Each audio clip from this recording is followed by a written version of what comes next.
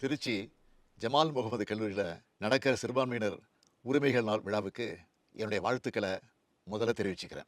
நாடு இன்று எதிர்கொண்டிருக்கும் சூழல்களை எல்லாம் பார்க்குறப்போ சிறுபான்மையினர் நலனில் அக்கறையும் ஜனநாயகத்தின் மீது பற்றும் சகோதரத்துவத்தின் மீது நம்பிக்கையும் கொண்டவர்கள் இந்த மாதிரி நிகழ்ச்சிகளை நடத்தி நல்லிணக்கத்தை ஏற்படுத்த வேண்டியது அவசியமாக இருக்குது. அந்த வகையில் மாநில சிறுபான்மையினர் நல ஆணைய தலைவர் அருட்தந்தை ஜோ அருண் அவர்கள் கல்வி பணியோட எல்லா மாவட்டங்களுக்கும் பயணித்து சிறுபான்மையின மக்களோட கருத்துக்களை கேட்டு அவங்க நலனுக்காக செயல்படுகிறார். அவருடைய பணி சிறக்க வாழ்த்துக்களை தெரிவிச்சுக்கிறேன். அதே போல் சிறுபான்மையினர் நலத்துறை அமைச்சராக பொறுப்பேற்றிருக்கும் மாண்புமிகு நாசர் அவர்களும் தன்னுடைய துறையில் அரசு அறிவிச்சிருக்கக்கூடிய திட்டங்களை எல்லாம் முறையாக நடைமுறைப்படுத்துறத உறுதி செஞ்சு சிறுபான்மையின் மக்களோட நலன்களையும் உரிமைகளையும் தொடர்ந்து பாதுகாக்கணும்னு வாழ்த்துக்கிறேன். திராவிட முன்னேற்றக் கழகம் ஆட்சி பொறுப்பேற்கும் போதெல்லாம் சிறுபான்மை சமூகத்தின் மேம்பாட்டுக்கான நலத்திட்டங்களை பார்த்து பாசத்தோடு செய்வோம். அதனால தான் வரலாற்று பக்கங்களில்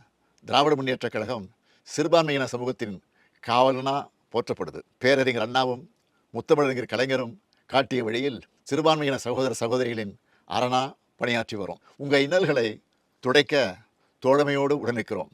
இன்று கொண்டாடப்படும் இந்த சிறுபான்மையின உரிமை நாள் விழாவை இஸ்லாமிய, கிறித்துவ, சமண, பௌத்த சமயங்களை சேர்ந்த தலைவர்களும் தெலுங்கு, மலையாளம் மற்றும் ஆங்கிலோ இந்திய மொழி சிறுபான்மை சமூகத்தைச் சேர்ந்த தலைவர்களும் பங்கேற்றிருப்பது சிறப்புக்குரியது.